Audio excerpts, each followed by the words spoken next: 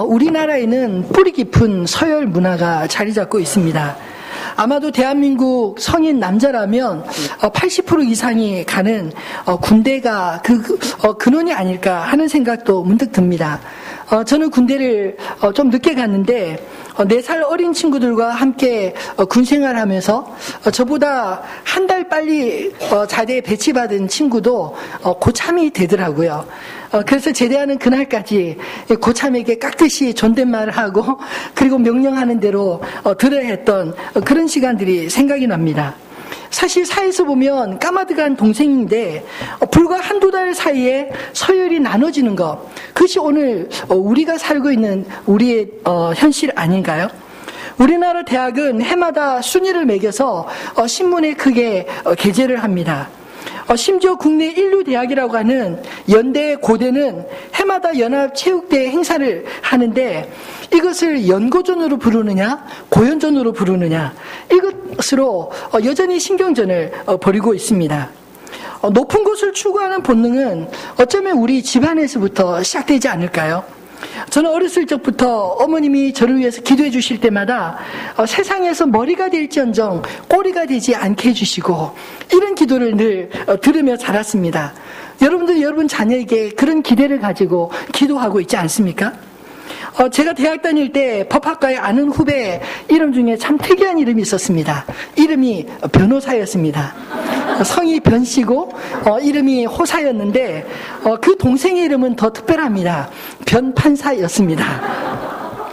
실제 이름인데 사실 성공과 부의 대명사와도 같았던 그 법조인을 꿈꾸며 아마도 부모가 그 자녀들에게 그 이름을 붙여줄 때 그 기대를 담아서 너는 변호사가 되고 너는 판사가 되어라 그런 마음으로 지어주지 않았을까요? 그 친구들이 지금 뭐 하며 사는지 참 궁금합니다. 아이들 교육에 있어서 제일 좋은 것, 제일 좋지 않은 것이 사실 옆집 아이들과 비교하는 것이 아닐까요? 시험 성적을 받아오면 그 아이의 성적표만 보는 게 아니라 우리는 옆집 친구가 도대체 몇 점 받아왔는지 이게 괜히 궁금해지지 않나요? 저희 집에 첫째가 홈스쿨링을 시작하면서 사실 제가 마음으로 제일 불안했던 것이 비교 대상이 없다는 것이었습니다. 그런데 공부가 다른 사람과 비교하기 위해서 하는 것이 아니라 자기와의 싸움, 씨름이라는 것을 받아들이면서 비로소 안심을 하기 시작했습니다. 이번에 첫째, 둘째가 고등학교, 중학교 검정고시에 합격했는데 이틀 전 통지표가 날라왔습니다. 근데 통지표를 받아보면서 또 제일 궁금한 것이 얘들이 과연 이 성적으로 몇 등 했을까 였습니다. 솔직한 심정으로. 왜냐하면 거기에는 점수만 나와 있지 뭐 몇 등인지 또 몇 등급인지 이런 게 전혀 나와 있지 않아서 이 아이가 이 수준이 과연 그 보편적으로 어느 정도 성적이 되는지 수준이 되는지 사실 그거 따져서 안 된다는 걸 알면서도 뻔히 알면서도 어쩔 수 없이 뿌리 깊은 마음의 병이 그 궁금하고 알고 싶고 그리고 추구하는 저 자신을 보게 되었습니다. 오늘 우리가 읽은 이 본문의 말씀은 예수님이 제자들과 자기를 따르는 무리들에게 들려주시는 말씀입니다. 그 당시 종교 지도자들이었던 서기관들과 바리새인들의 가르침은 너희가 행하고 지키되 그들의 행위는 본받지 마라. 이런 이상한 말씀을 하고 계십니다. 왜냐하면 예수님은 그들의 높은 지위와 대접받기를 탐하는 모습을 책망하시면서 그들이 가르치는 것은 애쓰지만 그러나 정작 행하지 않는 그 모습을 주님은 아시고 제자들이 본받지 않기를 원하셨던 것입니다. 사실 그 시대의 서기관과 바리새인들은 종교적으로 스탠다드와 같은 사람들이었고 사회적으로도 높은 위치를 점했던 사람들이었습니다. 늘 가르치며 대접받는 자리에 있다 보니 대접받지 않으면 왠지 이상하게 느껴지고 대접받는 것을 당연하게 생각하는 것이 그들의 속성이었던 것 같습니다. 사실 지금은 교회 위상이 많이 흔들리고 있지만 한때는 한국 사회에 목사를 참 그 하늘같이 섬기던 때가 있었습니다. 더군다나 웃 어른을 공경하던 한국의 정서상 목사는 마치 하나님의 부름을 받은 신령한 존재처럼 대접을 받았습니다. 그때 심지어 어떤 사람들은 전혀 소명이 없는데도 불구하고 존경과 부를 쫓아서 목사가 된 사람도 많았습니다. 바리새인과 서기관들의 삶의 형태도 그렇지 않았을까요? 사실 경건하고 거룩한 채 하며 높은 자리에 앉아 대접받기를 원하는 삶의 모습들, 그것이 바로 그들의 모습이었다는 것을 주님은 지적하고 있습니다. 예수님은 제자들이 당시 종교인들의 모델이었던 그들을 본받지 말라고 오늘 이 이야기를 하고 있는 것입니다. 더 나아가 예수님은 8절에 너희는 다 형제니라 말씀하고 있습니다. 사실 그 당시의 사회가 신분이 철저히 구별된 사회였기 때문에 정말 너희는 다 형제니라 라는 이 말씀은 파격적이고 혁명적인 말씀이 아닐 수 없습니다. 예수님은 인간이 만든 모든 서열과 경계를 다 허무십니다. 예수님 안에는 남녀노소, 빈부 귀천의 구별이 따로 없습니다. 역사상 기독교를 받아들인 나라에서는 민주주의가 일찍이 꽃피운 것이 바로 주님이 가르치신 이 말씀 때문이 아닐까요? 여성과 아동의 인권이 존중되었고 그리고 모든 경계와 장벽이 허물어진 상태에서 한 스승 아래 한 아버지 아래 모두 존귀한 자녀요 형제인 것을 깨닫는 것, 이것이 얼마나 혁명적인 생각이었는지 모릅니다. 우리가 읽고 있는 신약 성경 중 단 한 장밖에 되지 않지만 이 빌레몬서를 보면 바울 사도가 탈출한 노예인 오네시모를 위해서 그 빌레몬에게 변호하는 그런 내용의 서신입니다. 그 16절에 보면 이런 이야기를 하고 있습니다. 이후로는 종과 같이 대하지 아니하고 종 이상으로 곧 사랑받는 형제로 둘자라. 내가 특별히 그러하거든 하물며 육신과 주 안에서 상관된 내게랴. 비록 그가 탈출한 종이었지만 그가 감옥에서 바울을 만나 복음을 듣고 구원받은 자였기에 그리스도 안에서 형제같이 대접해달라 이렇게 부탁하고 있는 것입니다. 예수님은 오늘 이 본문을 통해서 무리와 제자들에게 들려주시는 말씀이 무엇일까요? 궁극적으로 그 시대의 종교 지도자들을 본받는 자가 아니라 예수님처럼 예수님을 따라 모든 사람들을 형제라는 의식을 가지고 그렇게 사랑하며 살라고 그렇게 부탁하고 있는 것입니다. 우리가 형제의식을 갖기 위해 추구해야 될 덕목이 있다면 무엇일까요? 저는 오늘 본문을 통해서 두 가지로 살펴보고 싶습니다. 그 첫 번째는 겸손입니다. 예수님 당시 이 성경학자들이었던 서기관들과 바리새인들의 잘못된 행동을 예수님은 네 가지로 오늘 본문에 기록하고 있습니다. 첫째는 그들은 말만 하고 그 말한 것에 대해서 책임을 지지 않는다, 행동하지 않는다라고 말씀하십니다. 그리고 두 번째로는 자기도 하지 못할 것을 가르치고 있다. 그래서 듣는 자들로 하여금 무거운 짐을 지어준다라고 이야기를 합니다. 그리고 셋째는 남들에게 보이기 위해서 그들의 경건 생활을 유지하고 있다라고 책망하고 있고, 마지막 네 번째로는 그들은 어른 대접을 받고자 높은 자리를 가기를 원한다. 즉 그들 안에 교만함이 있다는 사실을 지적하고 있습니다. 한마디로 정의한다면 높아지려고 하는 마음을 가지고 살았다라는 것을 말하고자 하는 것이 아닐까요? 그들의 입술은 하나님 나라를 가르쳤지만 실제 그들의 삶은 세상 욕망에 충실히 따르며 살았다는 것입니다. 그들이 왜 이런 길을 걸어가게 되었을까요? 오늘 본문, 우리가 읽은 본문 말씀 2절과 6절에 보면 자리라는 말이 3번 등장하고 있습니다. 이들은 어디에 앉을지, 이 앉는 자리에 관심이 집중되어 있었다는 것을 보여주는 말이 아니겠습니까? 사람들에게 존경받는 자리, 어른 대접받는 자리, 랍비라 칭함받는 그런 것을 그들은 즐기고 좋아했다는 것이죠. 여러분, 우리 믿는 사람들도 사실 경건이라는 아름다운 포장 가운데 속으로는 이런 세속적인 욕망을 쫓을 때가 있지 않습니까? 우리가 정말 추구해야 될 것은 사실 바리새인과 서기관들이 추구했던 것처럼 모세의 높은 자리가 아닙니다. 주님의 제자로서 주님을 따르는 삶인 것입니다. 오늘 9절에 주님은 땅에 있는 자를 아버지라 하지 말라. 너희의 아버지는 한 분이시니 곧 하늘에 계신 이시니라 말씀하십니다. 이 말은 육신의 아버지를 아버지라 부르지 말라 이 말이 아닙니다.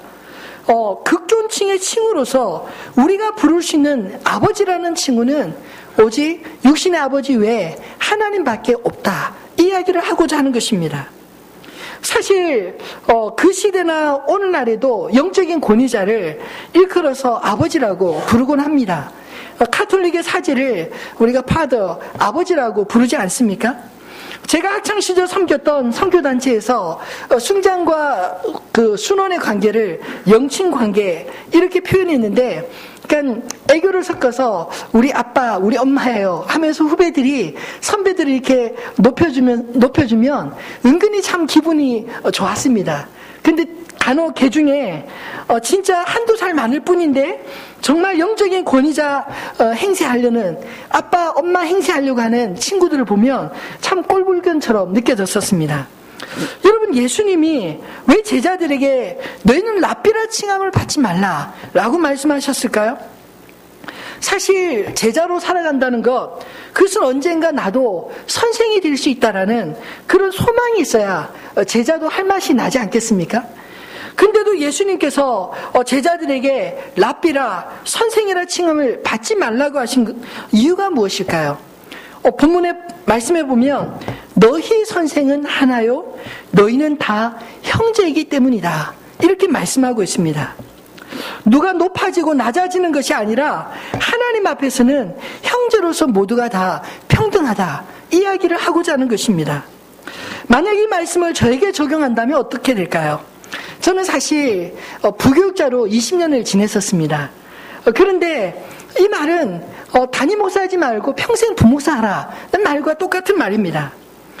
사실 전도사님 중에 저희 교회 전도사님 중에 저를 호칭할 때 꼭 담임 목사님 저한테도 그렇게 호칭하는 친구가 있어서 제가 제발 듣기 싫으니까 그렇게 말하지 말라고 부탁한 적이 있습니다.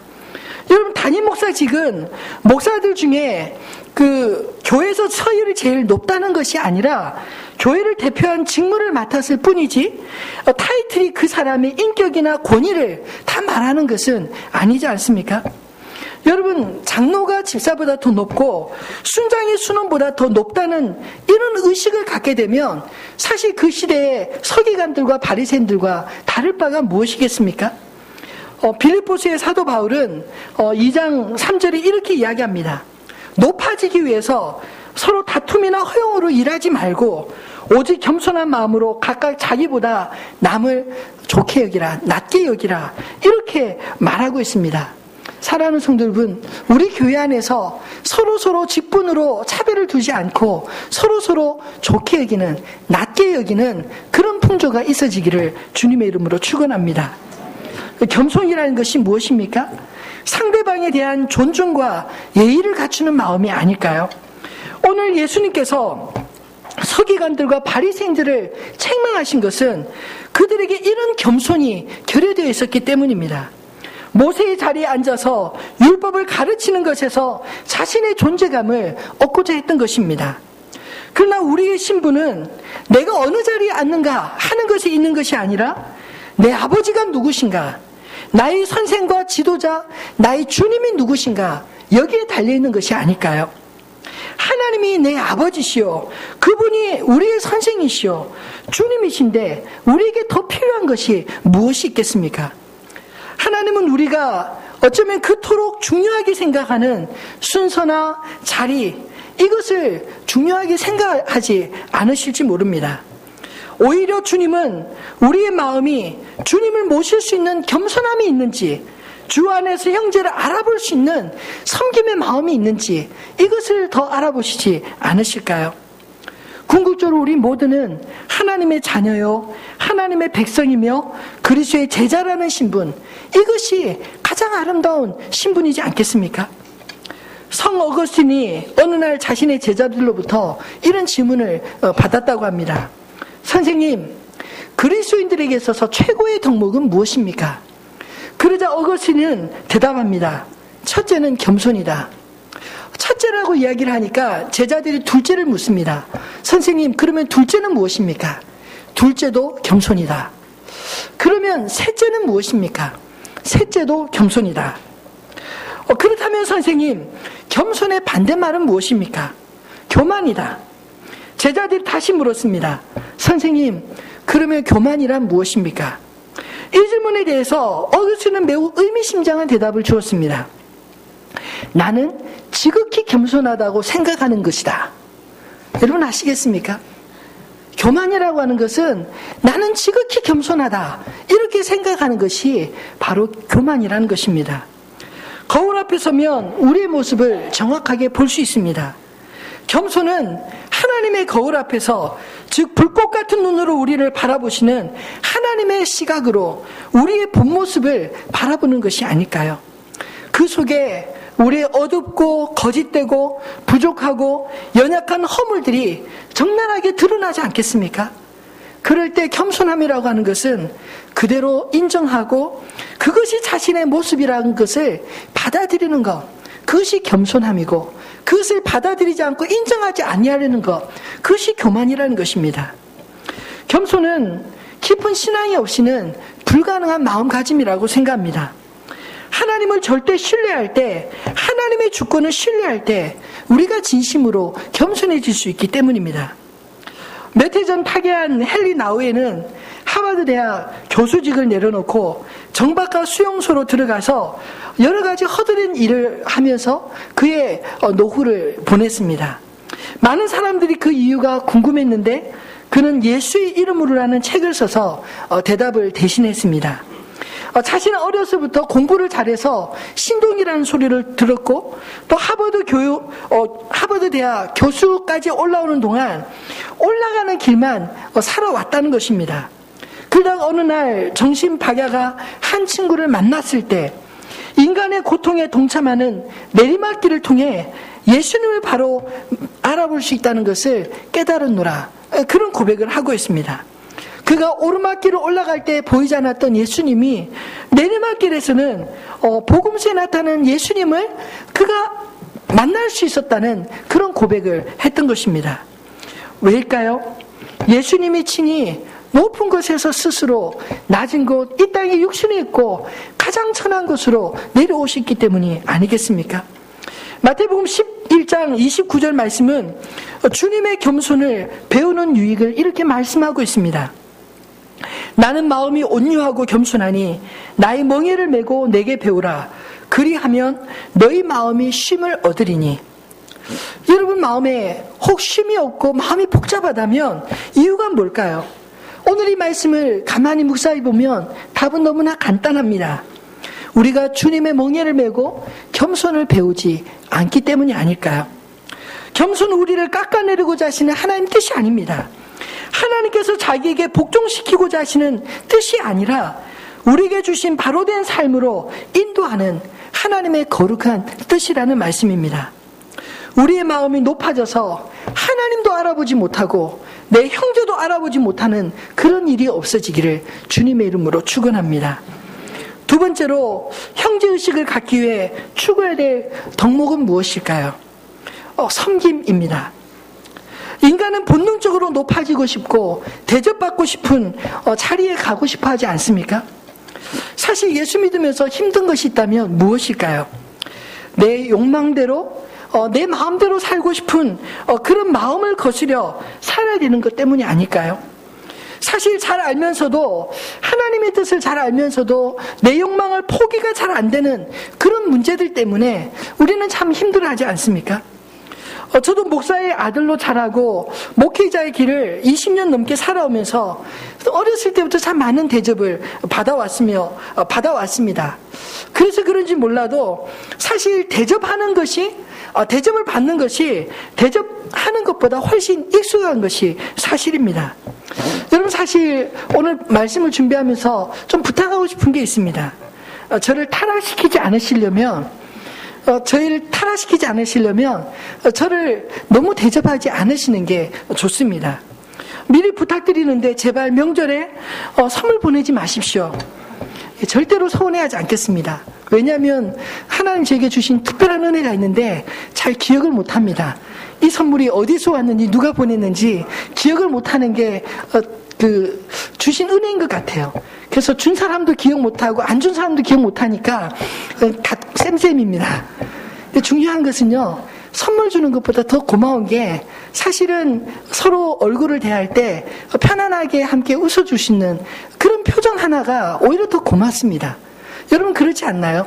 앞에서는 웃으면서 선물하고 뒤에서는 아유 목사님 흠담하고, 이것보다 진심을 위해서 기도하고 진심을 보여주는 모습, 그것이 서로 더 존귀하고 아름답지 않을까요? 여러분 우리가 주님 앞에 왜 섬김의 도리를 배워야 할까요? 예수님이 친히 본을 보이시며 가르쳐 주셨기 때문입니다. 요한복음 13장의 말씀에 보면 예수님은 십자가를 앞두시고 제자들 한 사람 한 사람 친히 발을 씻기셨습니다. 그리고 14절에 말씀하시기를 내가 주와 또는 선생이 되어 너희의 발을 씻겼으니 너희도 서로 발을 씻어주는 것이 옳으니라. 예수님은 말씀만 하신 것이 아니라 친히 그들이 삶을 가르치시기 위해 먼저 본을 보이셨습니다. 여러분 발을 씻긴다는 것, 그 당시에 어떤 의미인 줄 아십니까? 사실 종들이, 그것도 낮은 하급의 종들이 주인이 오면 제일 먼저 물을 가지고 가서 발을 씻기는 것이 그 당대의 풍습이었습니다. 그래서 이 발을 씻긴다고 하는 것은 종 중에서도 가장 낮은 종이 된다는 것을 의미하지 않겠습니까? 근데 예수님께서 제자들에게 그런 본을 보이신 것은 바로 제자들이 앞으로 살아가야 될 삶이 이런 삶인 것을 친히 말씀하시고 가르쳐 주신 것입니다. 예수님이 십자가에 자신을 내어주신 것은 우리를 위한 온전한 섬김이 아니겠습니까?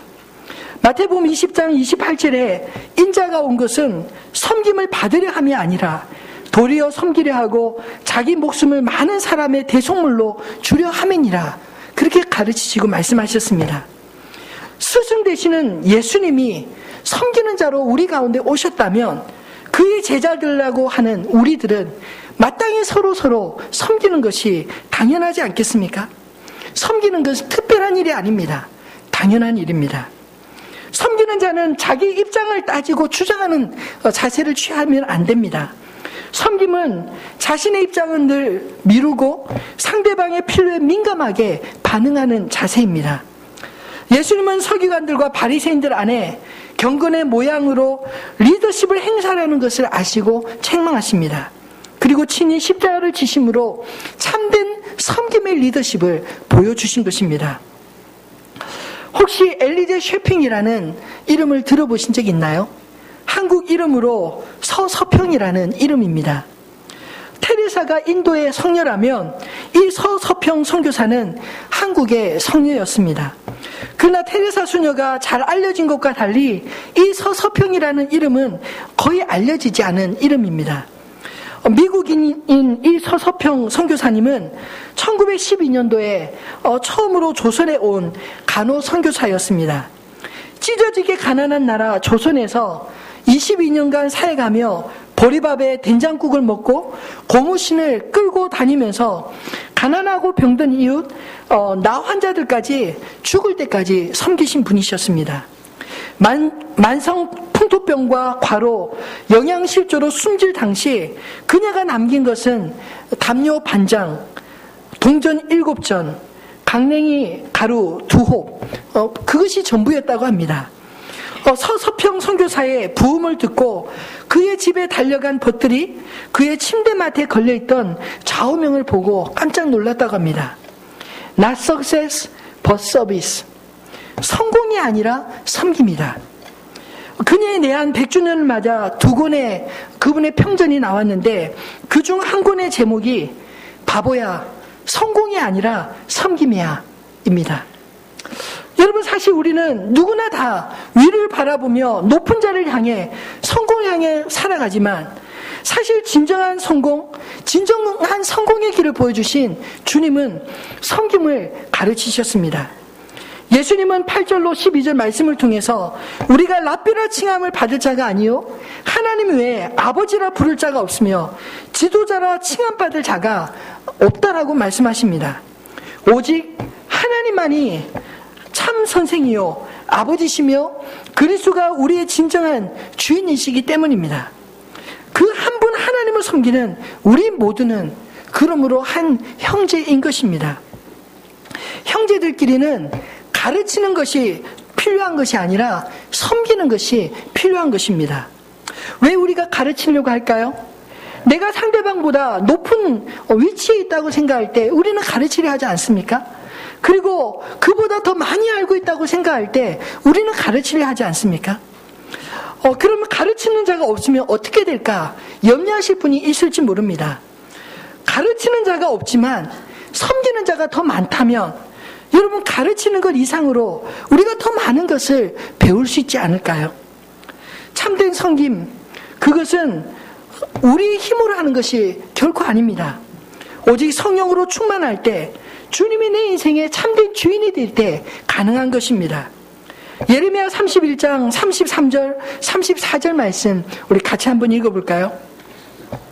그러나 그날 후에 내가 이스라엘 집과 맺을 언약은 이러하니 곧 내가 나의 법을 그들의 속에 두며 그들의 마음에 기록하여 나는 그들의 하나님이 되고 그들은 내 백성이 될 것이라. 여호와의 말씀이니라. 그들이 다시는 각기 이웃과 형제를 가르쳐 이르기를 너는 여호와를 알라 하지 아니하리니 이는 작은 자로부터 큰 자까지 다 나를 알기 때문이라. 내가 그들의 악행을 사하고 다시는 그 죄를 기억하지 아니하리라. 여호와의 말씀이니라. 아멘. 형제들끼리 사실 부모를 누가 더 많이 안다 말할 수 있을까요? 느낌은 다 다를 수 있지만, 표현은 다 다를 수 있지만, 그러나 같은 뱃속에 나오고 같이 자란 형제라면 부모를 다 아는 것이 그게 당연하지 않겠습니까? 그러므로 예레미야 선지자는 예수님이 탄생하기 700여 년 전 미리 이 예언을 하면서 주의 성령이 임하실 때, 하나님께서 우리에게 새 언약의 성령을 부어주실 때 우리는 이제 더 이상 형제에게 너는 여호와를 알라 그렇게 말하지 않아도 될 날이 올 것이다. 왜냐하면 우리가 하나님을 아버지라고 부르며 우리가 아버지라 부르는 그분을 우리 각자가 성령 안에서 다 알 수 있기 때문이다. 이렇게 말하고 있는 것입니다. 사랑하는 성도 여러분, 이 얼마나 놀라운 은혜입니까? 구약시대 성도들은 이 은혜를 사모하며 기다렸습니다. 그리고 신약시대에 성령님이 임하시고 난 이후에 우리는 이 은혜를 현실적으로 누리며 살아가는 자들입니다. 우리를 높이시는 분도 하나님이시고 우리를 낮추시는 분도 하나님이시기에 내가 스스로 내 자리를 염려하며 찾아가는 것, 그건 별로 의미가 없다는 것입니다. 여러분, 진정한 권위는요, 내가 스스로 챙기는 데서 오는 것이 아닙니다. 사실 목사가 제발 저를 좀 존경해 주십시오 그렇게 말하는 거 얼마나 창피한 노릇입니까? 선생이 너희들 내 말 잘 들어야 돼, 내 말 안 들으면 맞아, 이렇게 말한다면 그것은 선생의 권위를 이미 잃어버린 것입니다. 여러분, 진정한 권위라고 하는 것은요, 상대방으로 하여금 진심으로 따를 수 있도록 그렇게 섬김과 겸손의 본을 보여서 저분을 정말 나도 따르고 존경하고 싶다, 저분이 말하는 것을 내가 듣고 싶다, 그렇게 믿어주는 것, 거기에서부터 진정한 권위가 있어지는 것이 아니겠습니까? 여러분, 어떤 옷을 입느냐, 어떤 자리에 앉느냐, 여기에서 권위가 나오는 것이 아닙니다. 예수님은 제자들에게 서기관들과 바리새인들과 같이 좋은 옷 입고 좋은 자리에 앉으려고 하지 말고 너희가 겸손과 섬김의 본으로 진정한 권위자로 살라고 그렇게 말씀하고 있는 것입니다. 말씀처럼 부지런히 낮은 곳에서 섬기면 하나님께서 때가 될 때 높이실 것입니다. 우리가 바라보는 것은 이 하나님의 약속입니다. 그리고 실제로 참으로 존경받는 사람은요, 참으로 겸손하고 섬기는 자가 아닙니까? 앞에서 권세 부리는 자는 앞에서는 머리를 숙이지만 뒤에 가서 존경받는 법이 없습니다. 오히려 욕을 먹습니다. 사랑하는 성도분, 우리 그리스도인들이 앞에서 보다 뒤에서 오히려 존경받는 그런 삶을 살아야 마땅하지 않겠습니까? 말씀을 맺겠습니다. 겸손과 섬김은 하나님의 임재를 경험하는 아름다운 축복의 통로입니다. 여러분이 리더가 되기를 원하십니까? 겸손히 섬기시는 여러분이 되시기를 소원합니다. 겸손히 섬기는 곳에 하나님이 함께 하시며 우리가 하나님의 임재를 경험하는 그런 축복의 통로가 되는 것입니다. 서기관과 바리새인들은 손가락만 하늘을 가르치고 실제로 그들의 눈과 마음, 그리고 발은 세상에 가 있었습니다. 예수님은 제자들에게 너희 눈과 마음을 하늘을 향하고 그리고 손과 발은 세상을 섬기라고 그렇게 가르치고 계신 것입니다. 지난 한 주 동안 우리는 묻지마 범죄로 정말 가슴이 아프고 치를 떨리는 그런 뉴스들을 계속 들어왔습니다. 의정부역 흉기 난동 사건으로부터 무려 6건이나 끔찍한 일들이 연쇄적으로 일어나지 않았습니까? 이유를 들어보면 하나같이 너무나 어이가 없습니다. 밖에서 힘들게 사느니 감옥에 가서 국가에서 주는 밥을 먹고 편한 잠자리를 갖겠다는 것입니다. 죽고 싶다. 근데 혼자 죽기 싫다는 것입니다. 나를 이렇게 만든 세상에 복수하고 싶다. 그런 이야기들이었습니다. 여러분, 왜 이런 끔찍한 일들이 우리 주변에 일어나고 있을까요? 법이 형편없기 때문입니까? 규율이 너무 약하고 범죄자들의 인권이 신장되어서 그런가요? 물론 범죄자들이 송방망이 처벌받는 거 너무 우라통이 터집니다. 그렇지만 더 근본적인 문제는 우리 모두가 다 높은 곳만 바라보며 정신없이 살아가는 동안 낮은 곳을 바라보며 섬겨주는 사람들이 점점 사라져가고 있기 때문에 우리 주변에 이런 일들이 끊임없이 일어나는 것이 아닐까요? 여러분, 우리 주변에도 이런 일이 일어나지 않는다는 보장이 어디 있겠습니까? 사랑하는 성도분, 나만 잘 되면 되고 내 자신만 잘 사면 그만이라는 생각들이 오늘 우리 시대를 점점점 어둡게 만들고 있는 것이 아닐까요? 예수를 믿는다고 하는 우리조차 마치 이 서기관과 바리새인들이 말로는 하나님을 가르치고 율법을 가르치지만 정작 눈은 세상의 높은 곳을 향해 가고자 했던 것처럼 오늘 우리가 예수를 믿는다고 하면서도 우리 눈이 세상의 가치를 쫓아 그렇게 살아가게 된다면 교회는 많아지고 성도는 많아져도 이 땅은 어둠으로 가득 찰 수밖에 없다는 것입니다. 보이기 위한 경건 아무에게도 유익이 없고 아무도 변화시킬 수 없습니다. 오늘 예수님은 제자들에게 세상에 소망이 있게 그들에게 다시 한번 신신당부하며 부탁하고 있습니다.